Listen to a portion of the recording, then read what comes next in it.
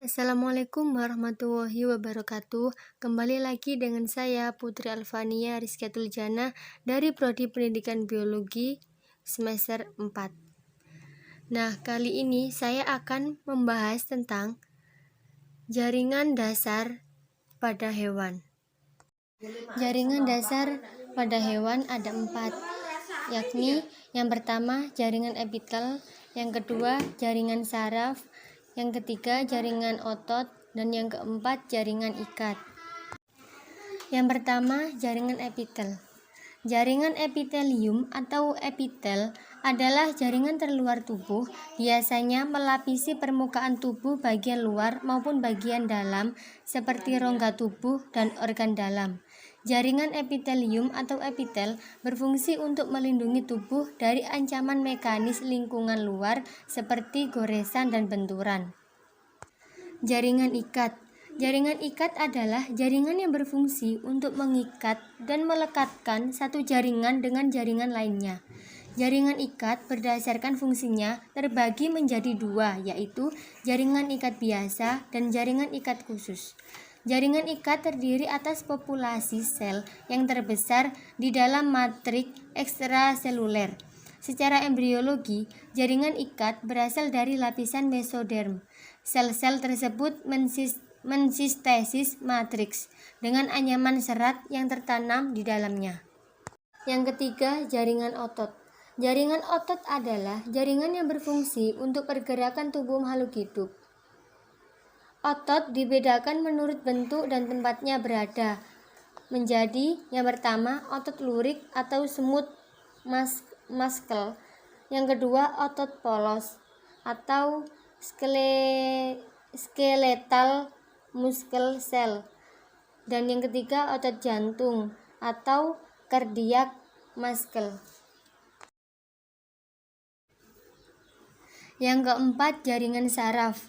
Jaringan saraf adalah jaringan yang digunakan untuk menerima dan mengirimkan rangsang dari otak ke sel ataupun sebaliknya. Jaringan saraf terdiri dari sel-sel neuron berinti atau sebagai berikut. Neuron terdiri dari badan sel yang mengandung inti, akson atau nerve fiber, dan nodus Ranvier atau bagian batang neuron.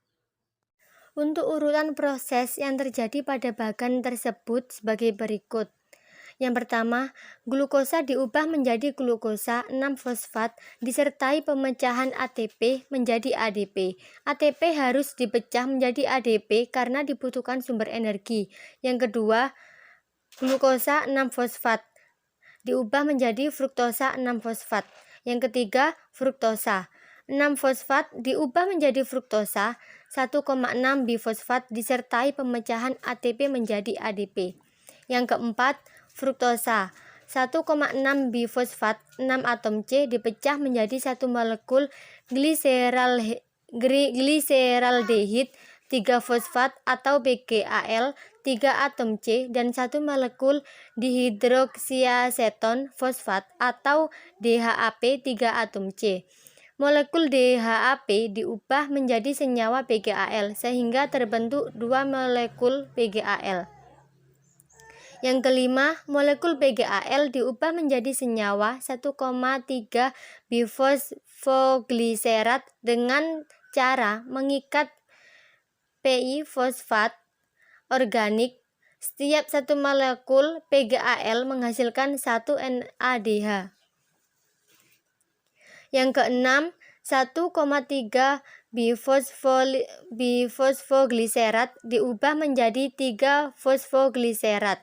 Pada reaksi ini dihasilkan ATP sebagai sumber energi. Yang ketujuh, 3 fosfogliserat diubah menjadi 2 fosfogliserat.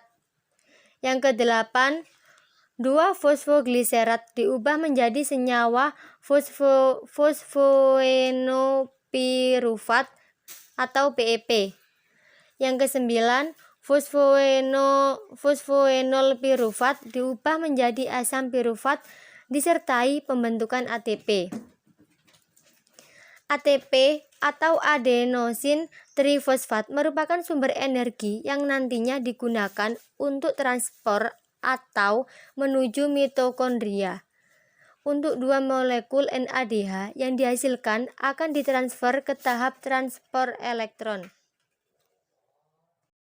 Simetri radial adalah simetri yang menyerupai kerucut atau cakram yang simetris di sekitar sumbu pusat. Hewan-hewan yang menunjukkan simetri radial memiliki simetris di sekitar sumbu yang bergerak dari pusat permukaan mulut, di mana mulut berada ke pusat ujung yang berlawanan atau aboral.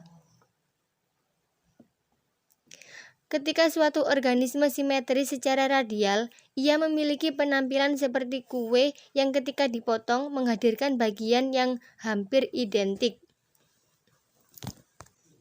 Simetri radial dimanifestasikan dalam organisme sesil atau tanpa dukungan atau benda tetap, seperti anemon laut, organisme mengambang seperti bintang laut. Sekian dari penjelasan saya tadi. Apabila ada kekurangan, saya mohon maaf. Dan jangan lupa like, comment, share, and subscribe teman-teman. Akhirul kalam, wassalamualaikum warahmatullahi wabarakatuh.